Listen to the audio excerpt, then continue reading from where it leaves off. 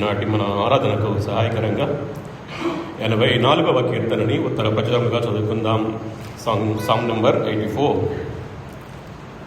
ఉత్తర ప్రచురముగా చదువుకుందాం.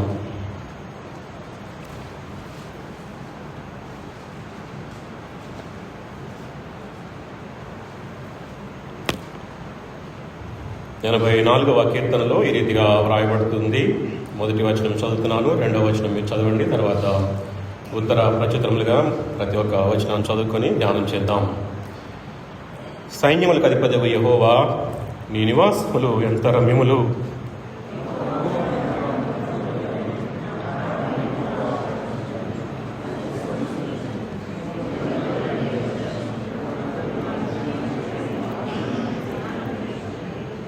సైన్యములకు అధిపతియగు యెహోవా, నా రాజా, నా దేవా, నీ బలిపీఠమునొద్దనే పిచ్చుకలకు నివాసము దొరికెను, పిల్లలు పెట్టుటకు వానుకోవెలకు గూటి స్థలము దొరికెను.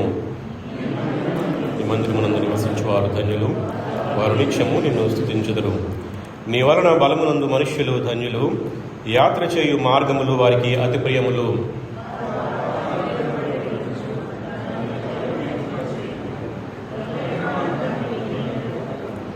వారు నానాటికి బలాభివృద్ధి నందుచు ప్రయాణము చేయుదురు. వారిలో ప్రతివాడును సియోనులో దేవుని సన్నిధిని కనపడును.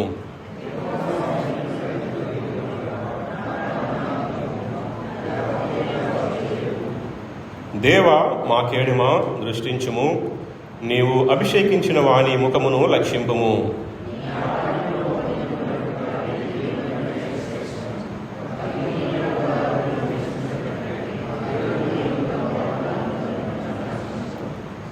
దేవుడైన యెహోవా సూర్యుడును కేడుమునయున్నాడు. యెహోవా కృపయు ఘనతయు అనుగ్రహించును. యథార్థముగా ప్రవర్తించు వారికి ఆయన ఏ మేలును చేయక మానడు. సైన్యములకు అధిపతియగు యెహోవా, నీ యందు నమ్మిక ఉంచువారు ధన్యులు. తలలు ఉంచుకొని కళ్ళు మూసుకున్నట్లయితే ఒకసారి మన మనస్సుల్ని, మన హృదయాల్ని దేవుని వైపు ఎత్తుపట్టుకుందాం. ప్రేమ నమ్మకము గల మా ప్రియ పరలోకపు తండ్రి, మరొకసారి నాయన ఈ ఉదయకాల సమయంలో ప్రభా, ఈ రీతిగా మీ మందిరంలో చేరి మిమ్మల్ని స్తుతించడానికి, ఘనపరచడానికి, మిమ్మల్ని హెచ్చించడానికి నా జీవితంలో, మా అందరి జీవితాలలో మీరు అనుగ్రహించిన ఈ శ్రేష్టమైనటువంటి సమయాన్ని బట్టి నాయన మీకు స్తోత్రాలు చెల్లిస్తున్నాను ప్రభా. ఈ ఉదయకాలపు ఆరాధన కొరకు నాయన మా వెనికిడిలో మీరుంచిన లేఖన భాగాలను బట్టి మీకు వందనాలు చెల్లిస్తున్నాను ప్రభా. నీ మందిరములో ఉన్నటువంటి వారికి కలిగేటువంటి ధన్యతలని మా ప్రభువా ధ్యానము చేయనైంటుండగా ఆ ధన్యతల్ని జ్ఞాపకం చేసుకొని మా మనసుల్లో నింపుకొని మిమ్మల్ని ఆత్మతోనూ సత్యముతోనూ ఆరాధించడానికి సహాయం చేయండి. చేరి వచ్చిన ప్రతి ఒక్క హృదయాన్ని కూడా మీరు దర్శించండి, సంధించండి. బలహీనుడను, అభాగ్యుడను, అపాత్రుడను, ఎన్నికలేని నన్ను మా ప్రభువా మీ సిలువ చాటును మరుగుపరచండి, బలపరచండి. అభిషేకించబడిన మాటలు మాత్రమే పలకడానికి సహాయం చేయమని, నా మాటలు కాల్చమని యేసుక్రీస్తు నామమున అడిగి వేడుకొంచున్నాను తండ్రి, ఆమేన్. పిల్లరా, ఈ యొక్క 84వ కీర్తన కోరహు కుమారుల చేత వ్రాయబడినట్లుగా మనము ఆ యొక్క శీర్షికలో చూస్తూ ఉంటున్నాం. ఈ కోరహు కుమారులు కహాతు వంశానికి చెందినటువంటి లేవీయులుగా 2వ దినవృత్తాంతముల గ్రంథం 20వ అధ్యాయం 19వ వచనంలో వ్రాయబడుతూ ఉంటుంది. అయితే ఈ యొక్క కోరహు కుమారులు దావీదు కాలం నాటికి మందిరములో జరిగేటువంటి ఆరాధనలో, అంటే ఒక కోయిర్లో వారు ఉంటూ ఉన్నట్లుగా మనం లేఖనాల ద్వారా తెలుసుకోగలుగుతూ ఉంటున్నాం. అయితే ఈ యొక్క కోరహు కుమారుల యొక్క చరిత్ర గురించి మనం ఆలోచన చేసినట్లయితే సంఖ్యాకాండము 16వ అధ్యాయంలో కోరహు మరొక 250 మంది సమాజ పెద్దలతో కలిసి, ప్రధానులైనటువంటి వారితో కలిసి దైవజనుడైనటువంటి మోషే మీద తిరుగుబాటు చేసినటువంటి ఆ చరిత్రని మనం చూస్తూ ఉంటున్నాం సంఖ్యాకాండం 16వ అధ్యాయంలో. అయితే దైవజనుడి మీద తిరుగుబాటు చేసినందువలన కోరహుకు కలిగినటువంటి సమస్తం మీద దేవుని యొక్క ఉగ్రత కుమ్మరించబడినట్లుగా మనము లేఖనాల్లో చూస్తూ ఉంటున్నాం. తద్వారా భూమి తన నోరు తెరచి కోరహు యొక్క కుటుంబాన్ని, కోరహుకు కలిగినటువంటి సమస్తాన్ని కూడా మృంగివేసినట్లుగా మనం చూస్తూ ఉంటున్నాం ఆ లేఖనాల్లో. అయితే సంఖ్యాకాండం 26వ అధ్యాయం 11వ వచనంలో చూసినప్పుడు ఆ కోరహు కుమారులు చావలేదు అని చెప్పి మనకి లేఖనాల్లో సెలవిస్తూ ఉంటున్నాయి. కోరహు కుమారులు సంఖ్యాకాండము 26వ అధ్యాయం 11వ వచనంలో కోరహు కుమారులు చనిపోలేదు, చావలేదు అనేటువంటి మాట మనకు అక్కడ కనబడుతూ ఉంటుంది. బహుశా కోరహు కుమారుల జీవితాలలో దేవుడు చేసినటువంటి ఆ గొప్ప మేలును బట్టి, లేక వారికి అనుగ్రహించబడినటువంటి జీవన దానాన్ని బట్టి దేవునిని ఎంతగానో కృతజ్ఞతాస్తుతులు వారు చెల్లించినట్లుగా మనము లేఖనాల్లో చూస్తూ ఉంటున్నాం. వాస్తవానికి 150 అధ్యాయాలు కలిగినటువంటి ఈ యొక్క కీర్తనల గ్రంథములో 12 కీర్తనలు కోరహు కుమారుల చేత వ్రాయబడుతున్నాయి. 42వ కీర్తన నుంచి 49వ కీర్తన వరకు, ఆ తర్వాత 84వ కీర్తన, 85వ కీర్తన, 86వ కీర్తన లేదు, మరలా 87, 88 కీర్తనలు, ఈ రీతిగా 12 కీర్తనలు కోరహు కుమారుల చేత వ్రాయబడి ఈ యొక్క కీర్తనల గ్రంథములో పొందుపరచబడినట్లుగా మనం చూస్తూ ఉంటున్నాం ప్రియులారా. అయితే వారి చేత వ్రాయబడినటువంటి ఈ యొక్క 84వ కీర్తనలో దేవుని మందిరములో నివసించేటువంటి వారికి కలిగేటువంటి ధన్యతల గురించి 3 ధన్యతలు ఈ యొక్క అధ్యాయంలో వ్రాయబడుతూ ఉంటున్నాయి. 4వ వచనములో ఒక ధన్యత, 5వ వచనములో ఒక ధన్యత, 12వ వచనములో ఒక ధన్యత, మొత్తముగా 3 ధన్యతలు 4వ వచనం, 5వ వచనం, 12వ వచనంలో మనము చూడగలుగుతూ ఉంటున్నాం. అయితే ఈ యొక్క కీర్తన యొక్క సారాంశాన్ని కనుక మనం గమనించినట్లయితే, దేవుని యొక్క మందిరం పట్ల వారికి కలిగినటువంటి ఆశ, ఆసక్తి, కోరిక లేక తపన ఏ రీతిగా ఉంటుందో ఈ యొక్క అధ్యాయం అంతా కూడా మనము చూడగలుగుతూ ఉంటున్నాం. ఈ యొక్క 84వ కీర్తనని 3 భాగాలుగా మనం విభజించి ధ్యానం చేయవచ్చు.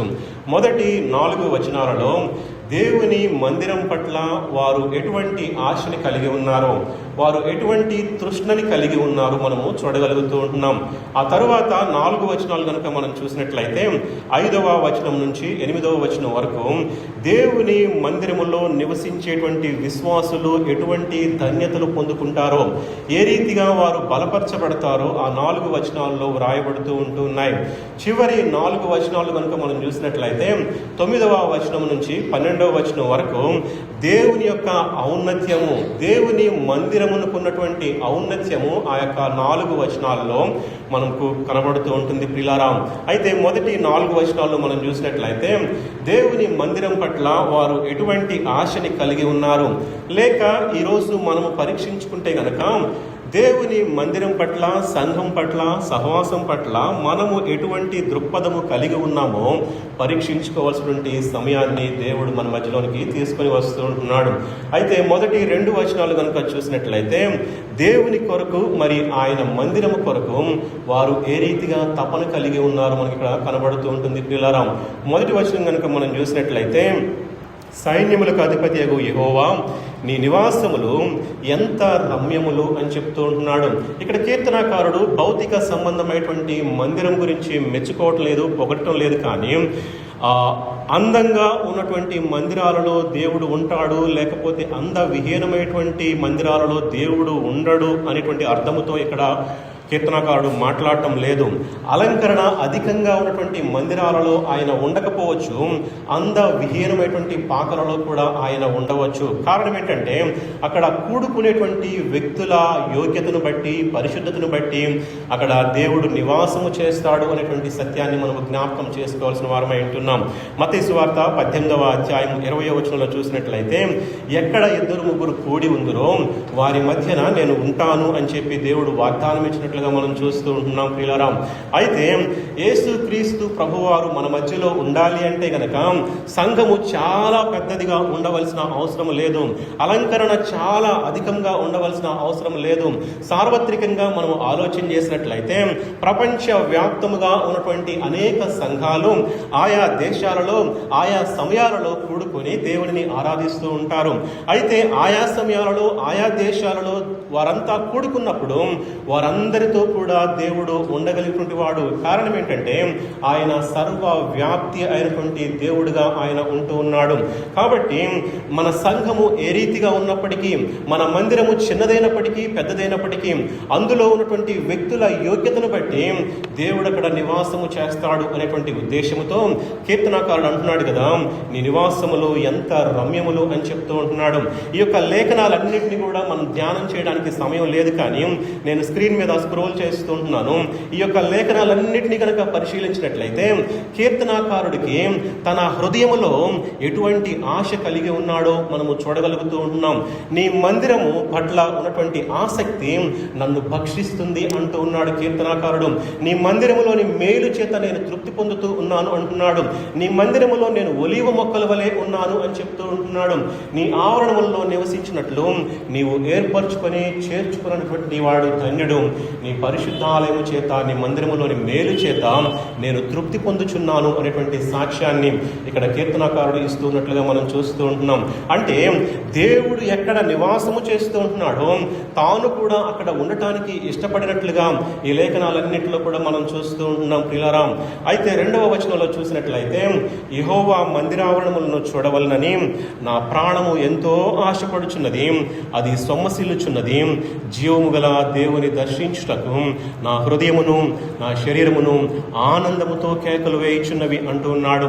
దేవుణ్ణి ఆరాధించాలి అనేటువంటి ఒక గొప్ప తలంపు లేక వారి హృదయాల్లో కలిగినటువంటి ఆ ఉద్దేశమే వారి జీవితాలలో గొప్ప ఆనందాన్ని, ఉత్సాహాన్ని ఇస్తున్నట్లుగా మనం చూస్తూ ఉంటున్నాం. పరిశుద్ధుల సహవాసములో వారు చేసేటువంటి ఆరాధన కొరకు ఎంతో ఉత్సాహంగా వారు ఎదురు చూస్తున్నట్లుగా ఈ యొక్క లేఖనాల్లో మనం చూస్తూ ఉంటున్నాం ప్రియులారా. ఆరాధనకు వెళ్ళండి అని వారిని ఎవరు బలవంతము చేయటం లేదు, కానీ వారి హృదయాంతరంగములో నుంచే ఆ బలమంతా కూడా, ఆ బలవంతము చేత వారు దేవుని యొక్క మందిరానికి, దేవుని యొక్క మందిరం పట్ల వారు ఆశ కలిగినటువంటి వారుగా మనం చూస్తూ ఉంటున్నాం ప్రియులారా. అయితే ఈ లేఖనాలు కనుక మనం చూసినట్లయితే, ఎండిపోయిన భూమిలా ఉంది ఒకవేళ నేను దేవుని సన్నిధిని పోగొట్టుకున్నట్లయితే అని కీర్తనాకారుడు 143వ కీర్తనలో జ్ఞాపకం చేస్తూ ఉంటున్నాడు. 63వ కీర్తనలో అంటున్నాడు కదా, నీళ్లు లేక ఎండిపోయిన దేశము ఏ రీతిగా ఉంటుందో నీ సన్నిధిని పోగొట్టుకున్నటువంటి నేను ఆ రీతిగా దుఃఖపడుతున్నానని చెప్తూ ఉంటున్నాడు. 42వ కీర్తన మొదటి 2 వచనాల్లో చూసినట్లయితే, దుప్పి నీటి వాగుల కొరకు ఎంతగా ఆరాటపడుతుందో అంతగా నేను ఆశపడుతున్నాను, ఆరాటపడుతున్నానని చెప్పి ఇక్కడ కీర్తనాకారుడు జ్ఞాపకం చేస్తూ ఉంటున్నాడు ప్రియులారా.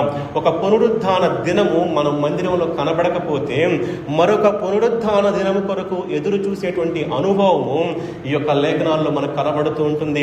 సమయానికి దేవుని మందిరములో కనబడాలి అనేటువంటి ఆశ ఈ అంతరంగములో మనం చూడగలుగుతూ ఉంటున్నాం.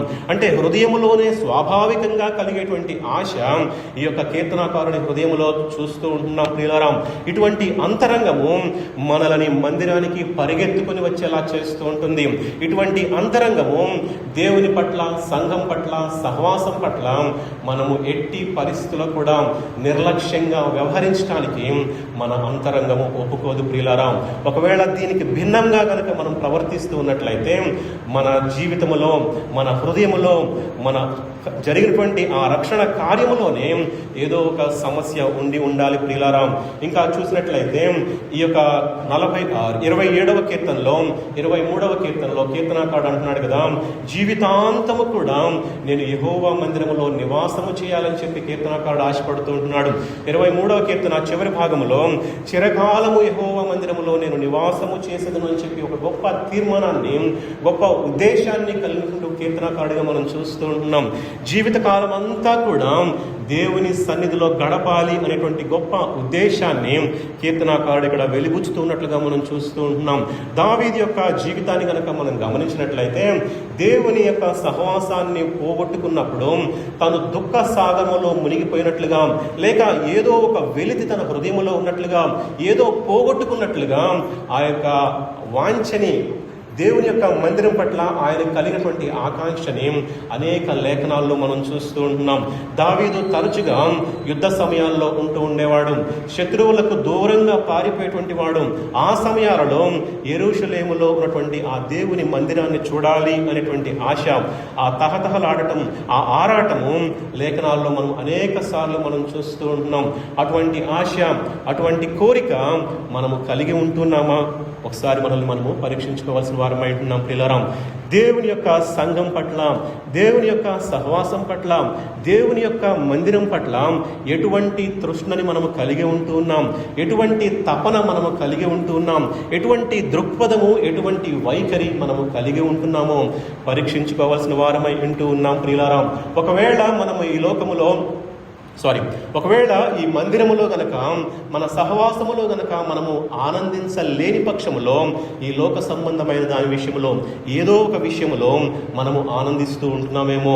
సమయానికి రండి అని పదే పదే హెచ్చరించినా, లేక పలానా కూడికి రండి అని పదే పదే హెచ్చరించినా కూడా నిర్లక్ష్యంగా ఉంటూ ఉన్నామేమో, అలక్ష్యంగా ఉంటూ ఉన్నామేమో పరీక్షించుకోవాల్సినటువంటి సమయంలో దేవుడు మనల్ని ఉంచి ఉంటున్నాడు. ప్రియులారా, ఒకవేళ మన అంతరంగములో దైవ చిత్తానుసారమైనటువంటి దుఃఖము ద్వారా మనము రక్షించబడి ఉన్నట్లయితే, అంటే మన హృదయములో దేవుడు తన పరిశుద్ధమైనటువంటి కార్యాన్ని కనుక నిజముగానే జరిగించి ఉన్నట్లయితే, సమయానికి రండి లేక పలానా కూడికకి రండి అని పదే పదే మనకి ఎవరు కూడా గుర్తు చేయవలసిన అవసరం లేకుండానే మొట్టమొదటి ప్రార్థనకే, సమయానికే మనము దేవుని సన్నిధిలో కనపడుతూ ఉంటాం.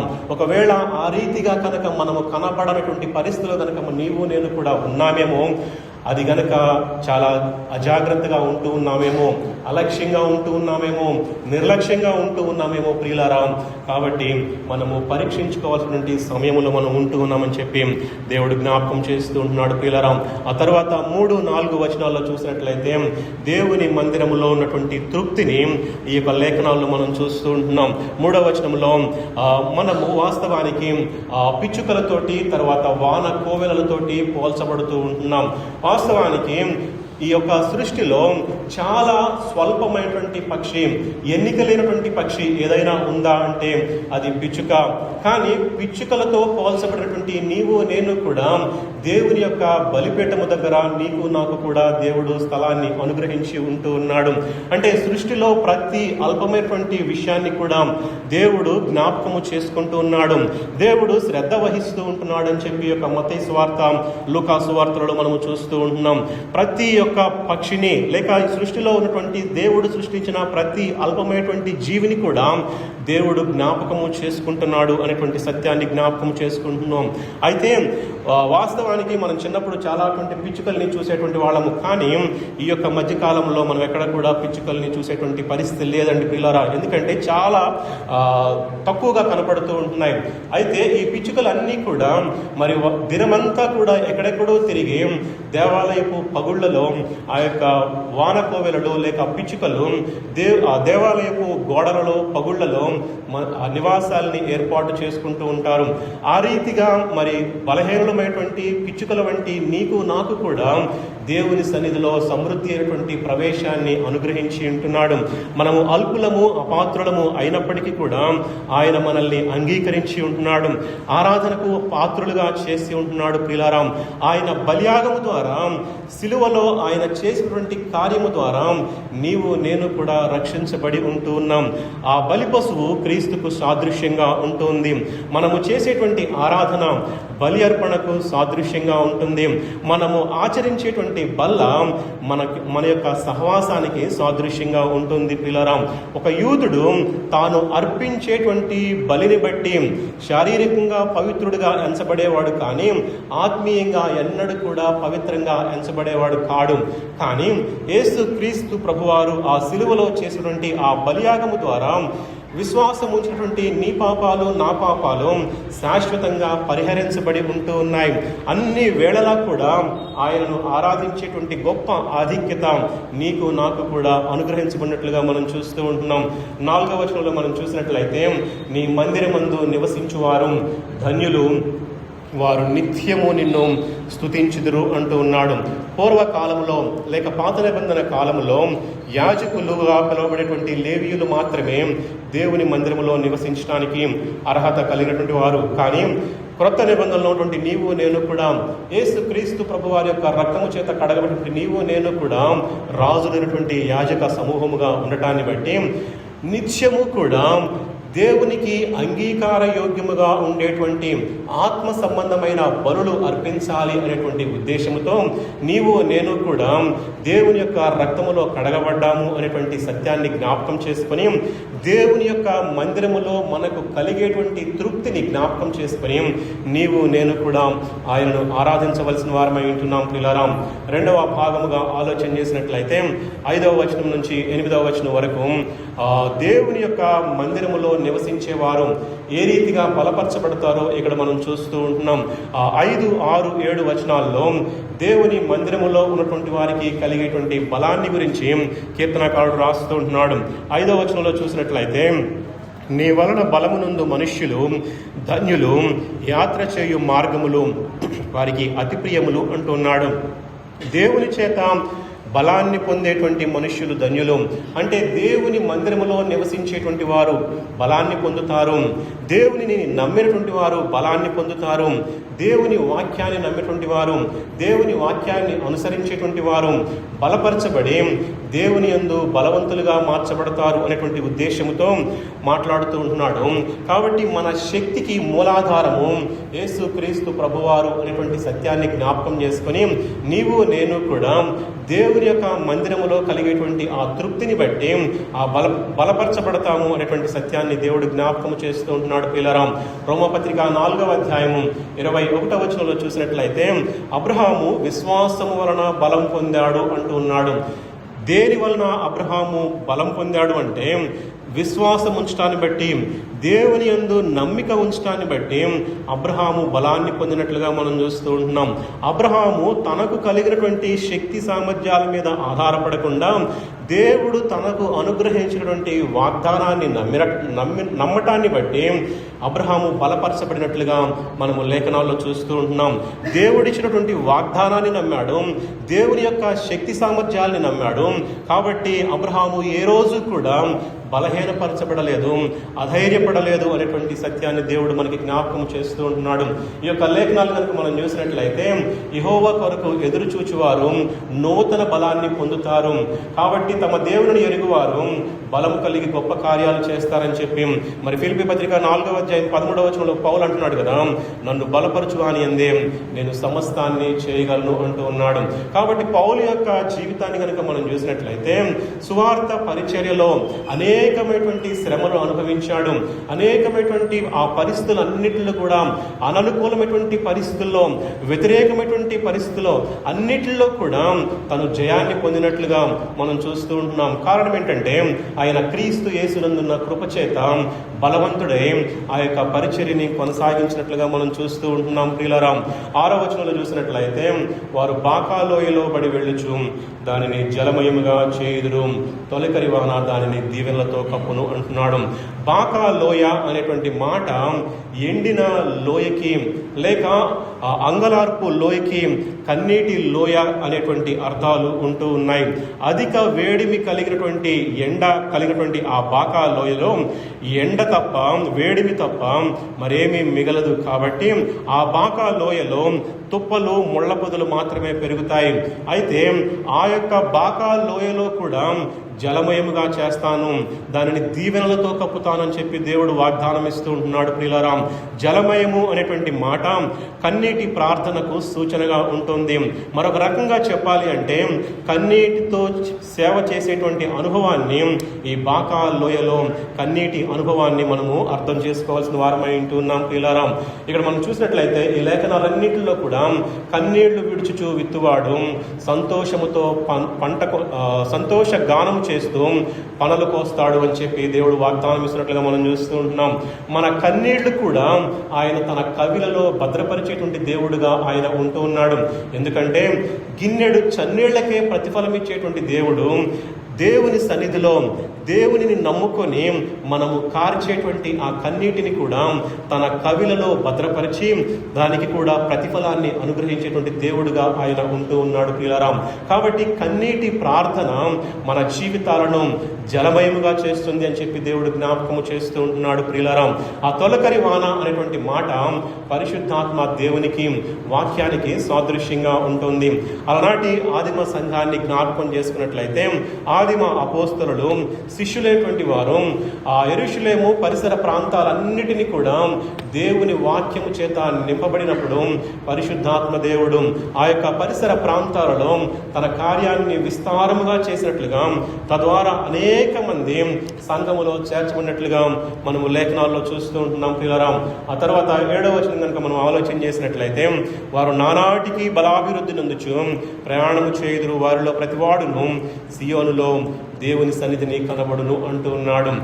వాస్తవానికి సుదీర్ఘమైనటువంటి ప్రయాణాలలో మన శక్తి అంతకంతకు సన్నగిల్లిపోతూ ఉంటుంది. కానీ ఇక్కడ కీర్తనకారుడు అంటున్నాడు కదా, నానాటికి బలాభివృద్ధి నొందుచు అంటున్నాడు. అంటే నానాటికి అనేటువంటి మాట ఆరోహణ క్రియని సూచిస్తూ ఉంటుంది. అంటే మన జీవితాలలో మన ఆత్మీయ జీవితంలో అభివృద్ధిని సూచిస్తూ ఉంటుంది ప్రియులారా. బలహీనమైనటువంటి మనము విశ్వాసము చేత దేవుని మీద ఆధారపడినప్పుడు ఆయన మనకి బలాన్ని చేకూరుస్తుంటాడు, మనల్ని అభివృద్ధి పరుస్తూ ఉంటాడు ప్రియులారా. 8వ వచనంలో మనం చూసినట్లయితే యాత్రికుని యొక్క ప్రార్థన ఇక్కడ మనకి కనబడుతూ ఉంటుంది ప్రియులారా. యెహోవా సైన్యములకు అధిపతి ఒక దేవా, నా ప్రార్థన ఆలకింపము, యాకోబు దేవా చెవియొగ్గుము అంటున్నాడు. ఇక్కడ కోరహు కుమారులు దేవునిని సంబోధిస్తూ ఉంటున్నారు. ఏమని సంబోధిస్తూ ఉంటున్నారు? యెహోవా సైన్యములకు అధిపతి దేవా ఆలకింపము, చెవియొగ్గుము అని చెప్పి దేవునిని సంబోధిస్తూ ఉంటున్నారు. నీవు నేను ఆరాధించేటువంటి దేవుడికి కలిగినటువంటి ఒక పేరేంటంటే ఆయన ప్రార్థనలు ఆలకించేటువంటి దేవుడు అని చెప్పి మనము ఆ యొక్క పేరుని మనం చూస్తూ ఉంటున్నాం. కాబట్టి నీవు నేను చేసేటువంటి ప్రార్థన ఆయన చిత్తానుసారమైనటువంటి ప్రతి ప్రార్థనని కూడా దేవుడు తన సొంత సమయంలో ఆలకించి తన చిత్తానుసారమైనటువంటి సమయంలో తన చిత్తానుసారంగా మనకు జవాబులు అనుగ్రహించేటువంటి దేవుడు. మనం చేసేటువంటి ప్రార్థనకి ఆయన చెవియొగ్గి ఆలకించేటువంటి దేవుడుగా ఆయన ఉంటూ ఉన్నాడు. ఒక భక్తుడు అంటాడు కదా, ప్రార్థన జీవితం అనేది మనకి ఊపిరి వంటిది అంటాడు. అంటే ఊపిరి తీసుకోకుండా ఒక క్షణం కనుక మనం ఆగిపోయినట్లయితే ఏ రీతిగా మనం ప్రాణాన్ని పోగొట్టుకుంటామో ఆ రీతిగా ప్రార్థన జీవితము లేనటువంటి ఆత్మీయ జీవితము చచ్చిన శవము వంటి జీవితము అనేటువంటి అర్థముతో అక్కడ భక్తుడు మాట్లాడుతూ ఉంటున్నాడు. మరొక భక్తుడు అంటాడు కదా, ప్రార్థన జీవితము వెన్నెముక లాంటిది అంటాం. వెన్నెముక లేకపోతే, వెన్నెముక విరిగిపోతే ఏ రీతిగా అయితే నిలబడలేమో ఆ రీతిగానే మన ఆత్మీయ జీవితానికి ప్రార్థన జీవితము అనేది ఎంతో శ్రేష్టమైనదని చెప్పి మనం నేర్చుకోగలుగుతూ ఉంటున్నాం పిల్లరా. చివరి 4 వచనాలు కనుక మనం చూసినట్లయితే దేవుని యొక్క మందిరం, దేవుని యొక్క ఔన్నత్యాన్ని జ్ఞాపకం చేసుకుంటున్నాడు. దేవుని యొక్క మందిరములో ఉన్నటువంటి ఔన్నత్యాన్ని జ్ఞాపకం చేసుకుంటూ ఉన్నాడు. 9వ వచనంలో దేవుని యొక్క దృష్టిని తన మీదకి మరల్చమని చెప్పి ఆయన కోరుతున్నట్లుగా మనం చూస్తూ ఉంటున్నాం ప్రియులారా. 9వ వచనంలో దేవా మా కేడెమా దృష్టించుము, నీవు అభిషేకించిన వాని ముఖమును లక్షింపుము అంటున్నాడు. ఆయన కనుదృష్టి ఎల్లప్పుడూ కూడా మన మీద ఉంటుంది. ఆయన కనుదృష్టి ఏ రీతిగా మన మీద ఉంటుంది అంటే కేడెములాగా ఉంటుంది అని చెప్పి ఇక్కడ మనం చూస్తూ ఉంటున్నాం ప్రియులారా. కేడెము అంటే ఆయన కనుదృష్టి మనకు కేడెమై మనల్ని భద్రపరుస్తుంది అని చెప్పి లేఖనాల్లో మనము చూస్తూ ఉంటున్నాం ప్రియులారా. ఆయన ఏ రోజు కూడా మనం చేసినటువంటి ప్రార్థనని త్రోసివేయలేదు. ఆయన ఏనాడు కూడా తన ముఖాన్ని చాటు చేసుకోలేదు. మన ప్రార్థనల్ని ఆలకించేటువంటి దేవుడుగా ఆయన ఉంటూ ఉన్నాడు. మనల్ని లక్ష్య పెట్టేటువంటి దేవుడుగా ఆయన ఉంటూ ఉన్నాడు.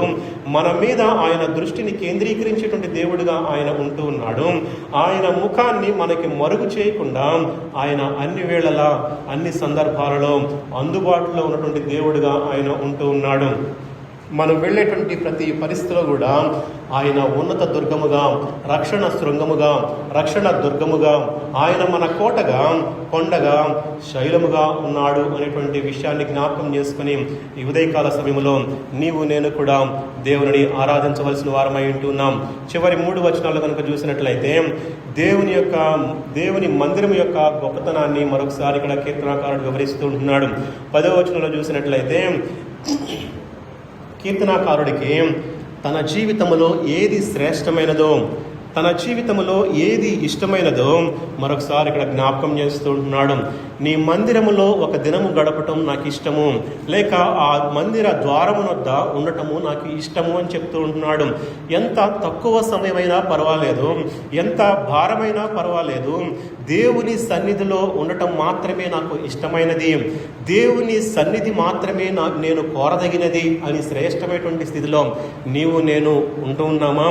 కీర్తనాకారుడి యొక్క ఆశ ఏ రీతిగా అయితే ఉంటుందో ఆ రీతిగా నీవు నేను కూడా ఆశపడగలిగినటువంటి స్థితిలో, కోరుకోగలిగినటువంటి స్థితిలో నీవు నేను కూడా ఉంటున్నామా మేము పరీక్షించుకోవాల్సిన వారమై ఉంటున్నాం ప్రియులారా. ఈ లోకములో మనకు ఉండేటువంటి సిరి సంపదలు కానివ్వండి, లోక భోగాలు కానివ్వండి, సుఖ సౌభాగ్యాలు కానివ్వండి, వాటికంటే కూడా దేవుని సన్నిధి మాత్రమే నాకు ముఖ్యమైనది, దేవుని సన్నిధి మాత్రమే నాకు శ్రేష్టమైనది అని కోరుకోగలిగిన స్థితిలో ఉన్నట్లయితే దేవుడు నిన్ను బట్టి నన్ను బట్టి హర్షిస్తూ ఉంటాడు. కానీ ఒకవేళ దీనికి భిన్నముగా మనం ఆలోచన చేస్తూ ఉన్నట్లయితే, ఒకవేళ దీనికి భిన్నముగా మనం ప్రవర్తిస్తూ ఉన్నట్లయితే అది దేవుని దృష్టిలో ఎన్నతగినది కాదు ప్రియులారా. అది దేవుడు ఏ రీతిగా కూడా మెచ్చేవాడు కాదు అని చెప్పి మనము జ్ఞాపకము చేసుకోవాల్సిన వారమై ఉంటున్నాం ప్రియులారా. 11వ వచనంలో చూసినట్లయితే మన దేవుడు సూర్యుడై ఉంటున్నాడు, మన దేవుడు కేడమై ఉంటున్నాడు. ఈ లోక యాత్రలో మనం ప్రయాణం చేసేటప్పుడు వాస్తవానికి మన ప్రయాణాలలో మన శక్తి సన్నగిలుతూ ఉంటుంది.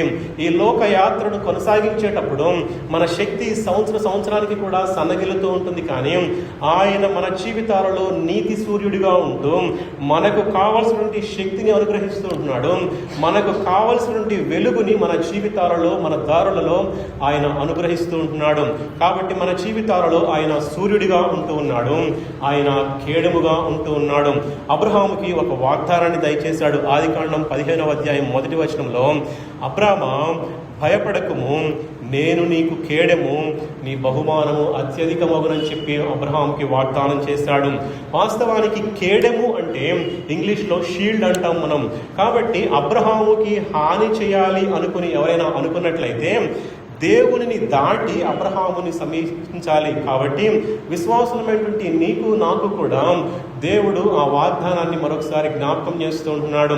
ఈ లోక సంబంధముగా ఏదైనా కూడా మనకి హాని చేయాలి అనుకుంటే మనకి కేడమైనటువంటి దేవుడిని దాటుకుని మన జీవితాలని సమీపించవలసిన వారై ఉంటున్నారు. కాబట్టి ఈ ఉదయకాల సమయం మరొకసారి జ్ఞాపకం చేస్తుంటాడు కదా, ఆయన మన జీవితాలలో కేడమై ఉంటూ ఉన్నాడు. అక్కడ 11వ వచనం రెండవ భాగంలో చూసినట్లయితే మన జీవితాలలో ఆయన కృపని అనుగ్రహించేటువంటి దేవుడిగా, ఘనతని అనుగ్రహించేటువంటి దేవుడిగా ఉంటూ ఉన్నాడు. ఆయన కృప ద్వారా నీవు నేను కూడా రక్షించబడ్డాం ప్రియులారా.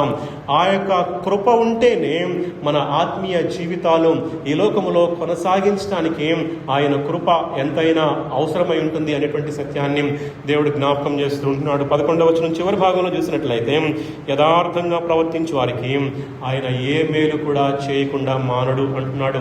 విశ్వాసులమైనటువంటి నీకు నాకు కూడా అనేకమైనటువంటి మేళ్లతో ఆయన మనల్ని నింపి ఉంటూ ఉన్నాడు. మనకి అవసరము లేని దాన్ని దేవుడు మన నుంచి తప్పించి ఆ క్షణానికి లేక ఆ సమయానికి మన జీవితాలలో ఏది అవసరమై ఉంటుందో, ఏది శ్రేష్టమై ఉంటుందో దానిని మాత్రమే దేవుడు మనకి అనుగ్రహిస్తాడు అనేటువంటి సత్యాన్ని దేవుడు జ్ఞాపకము చేస్తూ ఉంటున్నాడు ప్రియులారా. ఆయన యందు యథార్థంగా ప్రవర్తించేటువంటి మన జీవితాలలో ఆయన ఏ మేలు కూడా చేయకుండా ఉండడు అనేటువంటి సత్యాన్ని దేవుడు జ్ఞాపకం చేస్తూ ఉంటున్నాడు. చివరిగా 12వ వచనంలో చూసినట్లయితే, సైన్యములకు అధిపతియగు యెహోవా నీ యందు నమ్మిక ఉంచేవారు ధన్యులు అంటున్నాడు. ఆయన్ని నమ్ముకున్న వారు మాత్రమే ధన్యులు అనేటువంటి అర్థంలో ఈ యొక్క వచనాన్ని మనము చూడవలసిన వారమై ఉంటున్నాం పిల్లరా. మనము ఆయన్ని నమ్మితే మన ఆత్మ రక్షించబడుతూ ఉంటుంది. మరి రక్షణ అనుగ్రహించేది ఎవరు అంటే, ఎవరైతే రక్షణను కోరుకుంటారో, ఎవరైతే ఆయన కృపలో ఉంటూ ఉన్నారో వారికి మాత్రమే దేవుడు రక్షణను అనుగ్రహించేటువంటి వాడుగా ఆయన ఉంటూ ఉన్నాడు ప్రియులారా. కాబట్టి మనము కోరుకోవడం ఆయన మొట్టమొదటిగా ఆయన కృపలో మనం ఉంటూ ఉన్నాము. ఆయన కృపచేత నీవు నేను కూడా రక్షించబడ్డాము. రెండవదిగా మన సెల్ఫ్ విల్ ఏదైతే ఉందో ఆ యొక్క మనము రక్షణను కోరుకోవడాన్ని బట్టి మనము రక్షించబడినట్లుగా మనము లేఖనాల్లో చూస్తూ ఉంటున్నాం పిల్లారా. ఒక ముసలావిడ మరణము కొరకు అవసాన దిశలో ఒక హాస్పిటల్లో ఎదురు చూస్తూ ఉంటుంది. అయితే ఒక క్యాథలిక్ యాజకుడు వెళ్ళి, అమ్మా నువ్వు పాపాలు ఒప్పుకో, నీ పాపాలని నేను క్షమిస్తాను, నీకు నీ పాప క్షమాపణని అనుగ్రహిస్తాను అన్నాడంట. అయితే ఆ ముసలావిడ ఒకసారి ఈ యొక్క యాజకుని వైపు తిరిగి, ఒకసారి నీ అరచేతులు చూపించవా అని అడిగిందంట. అయితే వెంటనే ఆ క్యాథలిక్ యాజకుడు తన అరచేతులు చూపించాడు. అయితే ఆ అరచేతులు చూసి ఆమె అన్నదంట, నీ అరచేతుల్లో గాయాలేమీ లేవే, నీలో ఎక్కడా కూడా రక్తం కనిపించట్లేదే, నీవు నాకు ఎలాగ పాప క్షమాపణను ప్రసాదిస్తావు? కేవలము యేసుక్రీస్తు ప్రభువారు మాత్రమే నా యొక్క పాపాల నిమిత్తము ఆయన సిలువలో అర్పించబడ్డాడు, ఆయన చేతులలో మేకులు కొట్టించుకున్నాడు, ఆయన కాళ్లలో మేకులు కొట్టించుకున్నాడు, ఆయన తలంతా కూడా రక్తసిక్తము చేయబడింది, పక్కలో బల్లెపోటు పొడిపించుకున్నాడు. కాబట్టి రక్తాన్ని చిందించినటువంటి ఆయన మాత్రమే నాకు పాప క్షమాపణని ప్రసాదించగలడు తప్ప ఈ లోకములో ఉండేటువంటి అధికారము కలిగినటువంటి ఏ ఒక్కడికి కూడా నా యొక్క పాపాలని క్షమించేటువంటి అధికారము కానీ అర్హత కానీ లేదు. కాబట్టి నువ్వు ప్రసాదించేటువంటి పాప క్షమాపణ నాకు అవసరం లేదు అని చెప్పిందంట. కాబట్టి ఇక్కడ మనం అర్థం చేసుకోవాల్సింది ఏంటంటే, యేసుక్రీస్తు ప్రభువారు మాత్రమే నీ పాపము కొరకు నా పాపము కొరకు రక్తాన్ని చిందించాడు. ఆయన చిందించిన పరిశుద్ధమైన రక్తం మాత్రమే ఈ లోకములో జన్మించేటువంటి ప్రతి ఒక్కరికి కూడా పాప క్షమాపణ అనుగ్రహించబడింది. అంతే తప్ప ఈ లోకములో ఉన్నటువంటి ఏ అధికారి కూడా, ఏ యాజకుడు కూడా, ఏ మానవుని యొక్క పాపాన్ని కూడా తీసివేయలేడు. కాబట్టి ఎవరైతే ఆయనని నమ్ముకుంటారో వారు మాత్రమే ధన్యులు అని చెప్పి ఇక్కడ లేఖనాలు సెలవిస్తూ ఉంటున్నాయి. ప్రియులారా, సంఘానికి మనము డబ్బులు ఇచ్చినంత మాత్రాన, లేక సంఘములో పరిచర్య చేసినంత మాత్రాన, లేక బాప్తిస్మం తీసుకున్నంత మాత్రాన, లేక సంఘ కార్యక్రమాల్లో విరివిగా వాడబడుతున్నంత మాత్రాన నీవు పరలోకము చేరవు. ఎందుకంటే నీవు ధన్యుడవు కావు. కానీ దేవుడిని నమ్ముకున్నప్పుడు మాత్రమే, నీ పాపాలు క్షమించబడినప్పుడు మాత్రమే దేవుడు నీకు ధన్యతని అనుగ్రహించాడు అనేటువంటి సత్యాన్ని జ్ఞాపకం చేస్తూ ఉంటున్నాడు. ప్రియులారా, యేసుక్రీస్తు ప్రభు వారి లోకంలో జీవిస్తున్నప్పుడు నీ విశ్వాసము నిన్ను రక్షించను అంటూ ఉన్నాడు. కాబట్టి నీవు నేను కూడా ఆయన యందు నమ్మిక ఉంచడాన్ని బట్టి ధన్యులుగా చేయబడి ఉంటూ ఉన్నాం. కాబట్టి ఈ యొక్క 84వ కీర్తనలో మనము జ్ఞాపకము చేయబడినటువంటి ఆ 3 ధన్యతలు మనం పొందుకున్నామా లేదా అనేటువంటి ఒక ప్రశ్న మనం ముందు పెట్టుకుని ఈ ఉదయకాల సమయంలో దేవునిని ఆరాధిద్దాం. నిజముగా దేవుని యొక్క మందిరాన్ని, దేవుని యొక్క సంఘాన్ని, సహవాసాన్ని ప్రేమించేటువంటి స్థితిలో నీవు నేను కూడా ఉంటూ ఉన్నామా? సమయానికి దేవుని మందిరానికి రాగలుగుతూ ఉంటున్నామా? దేవుని యొక్క మందిరములో విత్తబడేటువంటి వాక్యము చేత తృప్తిపరచబడుతూ ఉంటున్నామా? ఆత్మీయంగా పోషించబడుతూ ఉంటున్నామా లేదా? లేకపోతే కాలక్షేపం కొరకు, లేక సండే కాబట్టి దేవుని మందిరానికి వెళ్ళాలి కాబట్టి వస్తూ ఉంటున్నామా? ఒకసారి మనల్ని మనము పరీక్షించుకోవాల్సిన వారమై ఉంటున్నాం. ఆ దేవుని యొక్క మందిరములో నివసించేటువంటి ధన్యత నీకు నాకు ఉందా లేదా? రెండవదిగా, దేవుని వలన మనము బలం పొందుకుంటున్నామా లేదా అని ఆలోచించుకోవాల్సిన వారమై ఉంటున్నాం. చివరిగా, ఆయనని నమ్ముకున్నామా లేదా అనేటువంటి ఈ 3 ధన్యతల్ని ఒకసారి నీవు నేను కూడా జ్ఞాపకం చేసుకొని దేవుని స్తుతిద్దాం, ఆరాధిద్దాం. అట్టి కృప, అట్టి దీవెన, అట్టి ధన్యత చేరి వచ్చిన ప్రతి ఒక్కరికి కూడా పరిశుద్ధాత్మ దేవుడు అనుగ్రహించి నడిపించును గాక.